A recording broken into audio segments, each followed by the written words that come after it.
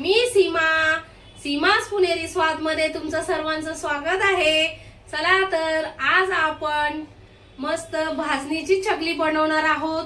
खूप काटेरी आणि एकदम कुरकुरीत अशी चकली आहे। चला तर मग साहित्य बघूया। सर्वात प्रथम 1 किलो पटणी घेतली आहे, पाव किलो पोहे घेतले आहेत, अर्धा किलो चणा डाळ घेतली आहे, 10 रुपयाची अख्खा गरम मसाला घेतला आहे, दुकानामध्ये किराणाच्या उपलब्ध आहे, बघू शकता। पाऊण वाटी उडीद डाळ आहे, पाऊण वाटी मूग डाळ आहे, पाऊण वाटी साबुदाणे आहे, 50 ग्राम धने आहे, 25 ग्राम जिरे आहे। चला तर सर्वात प्रथम आपण गॅस पेटवू, कढईच्या साहाय्याने आपण भाजणी तयार करूया।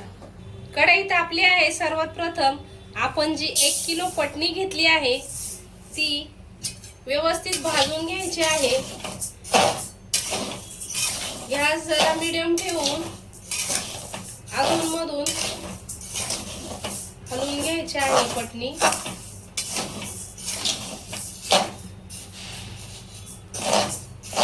चला तर 5 ते 6 मिनिटं आपण ही पटणी छान अशी भाजून घेतली आहे। मंद आचेवर आपली पटणी चांगली भाजलेली आहे।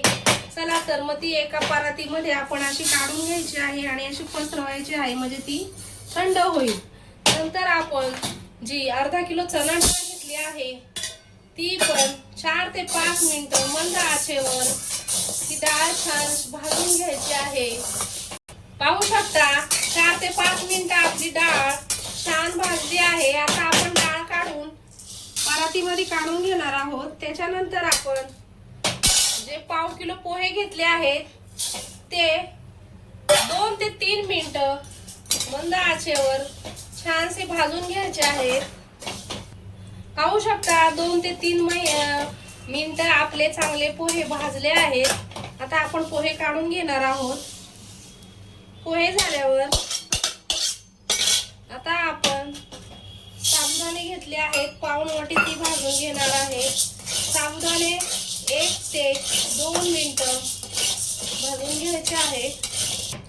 पाहू शकता 1 ते 2 मिनिटं आपले साबुदाणे छान भाजले आहेत। आता आपण साबुदाणे काढून घेतले आहेत। त्याच्यानंतर मूग डाळ पाऊण वाटी 1 ते 2 मिनिटं छान भाजून घ्यायचे आहेत। पाहू शकता 1 ते 2 मिनिटं आपली मूग डाळ छान भाजून झाली आहे। आता आपण जी उडीद डाळ पाऊण वाटी घेतली होती ती 1 ते 2 मिनिटं मंद आचेवर छान भाजून घ्यायची आहे। पाहू शकता आपली उडीद डाळ छान 1 ते 2 मिनिटं भाजली आहे। आपण ती आता काढून घेणार आहोत। त्याच्यानंतर जे आपण धने घेतले आहेत तेही 1 ते 2 मिनिटं आपण भाजून घेणार आहोत। पाहू शकता आपले धनेही छान भाजले आहेत, ते आपण आता काढून घेऊया। आता आपण जिरे घेतले आहे, ते जिरे व्यवस्थित भाजून घ्यायचे आहेत। पाहू शकता 1 ते 2 मिनिटं आपले जिरे छान भाजले आहेत। आता आपण जो गरम मसाला आहे अख्खा तो भाजून घेणार आहोत। 1 ते 2 मिनिटं आपला गरम मसाला छान भाजला आहे। बघू शकता आपली चकलीची भाजणी आता तयार झाली आहे।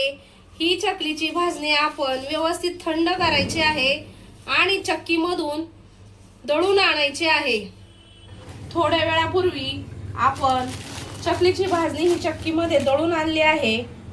आता ही भाजणी बघू शकता आपण अर्ध्याच पिठाची आपण चकली करणार आहोत, अर्धा आपण तसंच ठेवून देणार आहोत।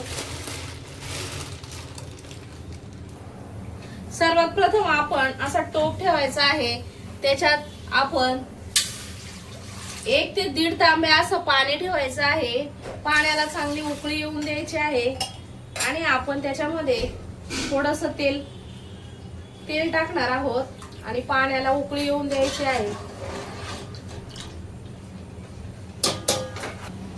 पाण्याला उकळी येते तोपर्यंत आपण ही चकलीची भाजणी जी दळून आणली आहे त्याच्यामध्ये पाहू शकता 1 मोठा चमचा मीठ घेतला आहे, मीठ ऍड करायचं आहे। त्यानंतर जे आपण एक मोठा चमचा ओवा घेतला आहे, तो ओवा असा चोळून टाकायचा आहे, म्हणजे सुगंध छान येतो आणि पचायलाही ते सोपं जातं. त्याच्यानंतर 2 चमचे आपण सफेद तीळ घेतले आहेत, तेही आपण त्याच्यामध्ये ऍड करणार आहोत. त्यानंतर 2 चमचे आपण मिरची पावडर घेतली आहे, ती आपण त्याच्यामध्ये ऍड केली आहे. आता आपण हे सर्व मिश्रण, चकलीची जी भाजणी आहे दळलेली, ती सर्व एकत्र करायचं आहे, जेणेकरून मसाला आणि मीठ व्यवस्थित लागेल. पाहू शकता आपला मसाला सगळं मिश्रण एकत्र करून झालं आहे. आपण आता टोपामध्ये पाणी उकळायला ठेवलं होतं, त्याला चांगली छान उकळी आली आहे. आता आपण वरती कढईमध्ये तेल तापायला ठेवणार आहोत. तोपर्यंत आपण हे चकलीचं मिश्रण छान करायचं आहे. एकदम पाणी ओतायचं नाही, थोडं थोडं करून पाणी ओतायचं आहे आणि पीठ जरा घट्टच मळायचं आहे. पाहू शकता असं गरम याच्यामध्ये फटाफट चकलीचं पीठ छान असं मळून घ्यायचं आहे.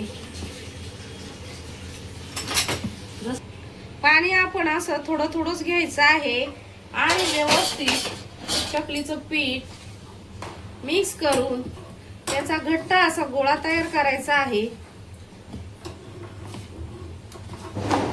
पाहू शकता अशा प्रकारे चकलीचा पिठाचा गोळा आपला मळून झाला आहे. हा आपण 10 मिनिटं व्यवस्थित झाकून ठेवायचा आहे. बघू शकता आपली चकलीचं पीठ छान 10 मिनिटं भिजलं आहे. आता आपण अशा सोऱ्या घ्यायचा आहे आणि सोऱ्याला ब्रशच्या साहाय्याने आतून व्यवस्थित तेल लावायचं आहे, जेणेकरून आपली चकली छान येते आणि त्याला काटेही छान येतात. चला तर आपण सर्वात प्रथम असा गोळा करायचा आहे.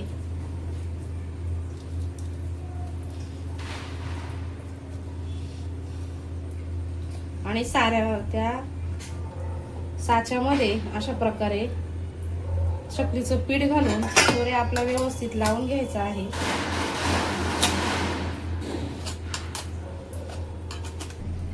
पाहू शकता अशा प्रकारे सोऱ्याच्या साहाय्याने आपण चकली करून घ्यायची आहे.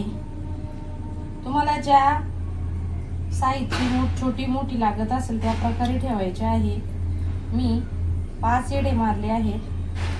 पाहू शकता अशा प्रकारे चकल्या करून घ्यायच्या आहेत सर्व आपल्याला.